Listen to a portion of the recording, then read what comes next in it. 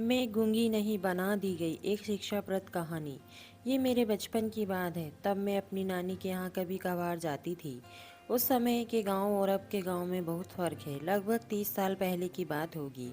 उस समय ज़्यादा समझ तो नहीं थी, नहीं दुनियादारी की, लेकिन लोगों को देखकर उनकी बातों का मतलब थोड़ा समझ आ ही जाता था। तो नानी के ही पड़ोस में एक परिवार रहता था। उनकी बड़ी बहू इतनी सुघड़ और कामकाज में इतनी चतुर, मोहल्ले पड़ोस के लोग अपनी बहुओं को उसका उदाहरण देते नहीं थकते। देखने में इतनी सुंदर कि चांद भी शर्मा जाए। 2 बच्चों के बाद भी उसकी सुंदरता में कोई कमी नहीं आई थी। बहू इतनी सुंदर थी और अपने मायके में इकलौती लड़की थी, तो उसके माँ बाप ने उसका नाम प्यार से राजा बेटी रखा था। और उस समय ऐसे ही नाम रखे जाते थे, चाहे कोई भी ऋतु हो। बेचारी सुबह के तीसरे पहर से उठ जाती, पहले चाकरी में आटा पीसती, फिर कुएं में पानी भर कर लाती, फिर जानवरों का दाना पानी करके गोबर उठाकर खलिहान में ले जाकर कंडे थापती, फिर स्नान ध्यान करके चूल्हा में लग जाती, वहाँ से रित्ती तो खेत पर खाना देने जाती। ऊपर से 3 देवर और 2 नंदों को भी संभालती। बच्चे तो दादी देख लेती, लेकिन उस पर भी उसकी सास पान कुंवर उससे खुश नहीं थी। उसमें यही ताना मारती रहती, कुछ नहीं सिखाया माँ बाप ने, ठग लिया उसके बाप, मेरा हीरे जैसे बेटा ये कहीं से भी मेरे बेटे के लायक नहीं है। और पानकुंवर ना तो खुद सुंदर थी और ना उसके बेटे, ना कोई व्यवहारदारी आती और ना बड़ों का सम्मान करना। खूब अनाप शनाप की जमीन थी तो खेती खूब होती, तो बेटे बस खाकर पड़े रहते, ना कभी कोई काम ना काज।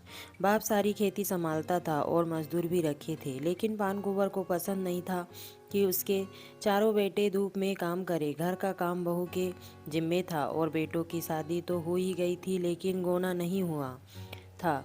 बेटी भी कोई भी हाथ काम ना बटाती भौजाई का। और पानकुंवर देवी तो इस बात का बहुत घमंड था कि मेरे 4 4 बेटे हैं। खानदान में अभी तक मेरे जैसे कोई भी 4 4 बेटों की माँ नहीं हुई। लेकिन जो भी हो, बेचारी राजा बेटी का जीवन दुभर हो चुका था। सास के ताने सुन सुनकर इतनी कोशिश करती सास को खुश करने की, लेकिन पानकुंवर का मुंह ही बना रहता। राजा बेटी के द्वार से कोई साधु भिक्षु खाली ना हाथ ना लौटता। लेकिन जब पानकुंवर देवी घर में होती तो मजाल है किसी को एक लोटा जल भी मिल जाए। राजा बेटी माँ बाप से कहती तो वे कहते कि तेरा भाग्य है बेटा, ससुराल है, सब कहना पड़ेगा। अब यही तेरा घर है, तेरी अर्थी भी यहीं से निकलेगी। पता नहीं मायके वाले बेटी को गलत सहने की सलाह क्यों देते हैं। बेचारी राजा बेटी 12 साल से ये सब सह रही थी, लेकिन चू ना करती। और कभी कभी पानकुंवर अपने बेटे से चुगली कर लगा देती तो राजा बेटी को बेरहमी के साथ पीट भी दिया जाता था। लेकिन राजा बेटी ने ना कभी पति और ना कभी सास को कभी भी कुछ गलत नहीं कहा। मोहल्ले पड़ोस के लोग देखते और सुनते तो कहते कि ऐसी लक्ष्मी जैसी बहू मिली है, इसलिए कदर नहीं है। आते ही चूल्हा अलग कर लेती तब पता चलता। गूंगी बहू मिली है, बोलने वाली होती तो अब तक सबको ठिकाने लगा चुकी होती। फिर एक दिन पानकुंवर के बगल वाले घर में कुछ शोर सुनाई दिया। सब चारों ओर से बाहर आ गए। पता चला कि उनकी बेटी ससुराल नहीं जाना चाहती, ससुराल वालों से तंग आ चुकी है, फिर भी उसे ज़बरदस्ती ससुराल भेजा जा रहा है। और सब लड़की को समझाने में लगे थे कि वो ही तुम्हारा घर है, यहाँ कब तक बनी रहोगी। और लड़की चीख चीख कर कह रही थी कि वो नहीं जाएगी। कुछ देर तमाशा यूं ही चलता रहा, लेकिन उस लड़की की मदद करने सामने कोई नहीं आया। जब राजा बेटी से सहन ना हुआ और घूंघट ओढ़कर वो द्वार पर निकल आई, लड़की फिर चिल्लाई। अब इस बार राजा बेटी ने अपना घूंघट ऊपर किया, उस लड़की का हाथ थामा और बोली, अब किसकी हिम्मत है वो इसे ससुराल भेजकर दिखाए। और पास में खड़े एक बुजुर्ग की लाठी भी छीनकर अपने हाथ में ले ली। अब पानकुंवर का गुस्सा 7वें आसमान पर और बहू को धमकाने लगी। लेकिन राजा बेटी तो अब झांसी की रानी बन चुकी थी। वो लताड़ा सास को कि वो उसका मुंह ही देखते रह गई। वो बोली, अच्छा तो ठग लिया है मेरे बाप ने, कुछ नहीं सिखाया मेरे बाप ने, तुमने अपने बेटों को देखा है।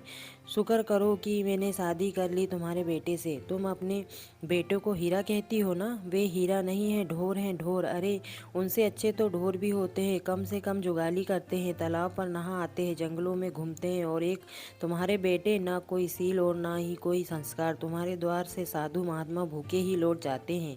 यही तो सिखाया है तुमने अपने बेटों को, क्योंकि तुमने तो दान धर्म सीखा ही नहीं तो वो क्या क्यों सीखेंगे। तभी राजा बेटी का पति आकर बोला, क्यों बहुत बोलने लगी है, जुबान आ गई है तेरे मुंह में। राजा बेटी बोली, हाँ आ गई है, मैं गूंगी थी नहीं, बना दी गई। जितना काम मैं तुम्हारे यहाँ करती हूँ, कहीं और करती तो ना जाने कितना कमा लेती, लेकिन मुझे लगता था कि ये मेरा घर है इसलिए कर रही थी, और इसे भी जो करना है कर ले, लेकिन मैं इस लड़की को ससुराल नहीं जाने दूंगी। और राजा बेटी उस लड़की का हाथ पकड़कर मंदिर की धर्मशाला की ओर चल पड़ी। धर्मशाला में रहने लगी, बहुत मेहनत की और कुछ इसी तरह की लड़कियों को इकट्ठा कर बांस के पंखे सूप डलिया बनाने लगी। फिर धीरे धीरे एक छोटा सा कुटीर उद्योग लगा लिया। और अब राजा बेटी बहुत बूढ़ी हो चुकी है, लेकिन उसका बहुत नाम है। उससे सही समय पर सही फैसला लिया और दूसरों को भी सहारा दिया। तो दोस्तों, ये कहानी आपको कैसी लगी, प्लीज़ लाइक एंड कमेंट्स करके ज़रूर बताइएगा।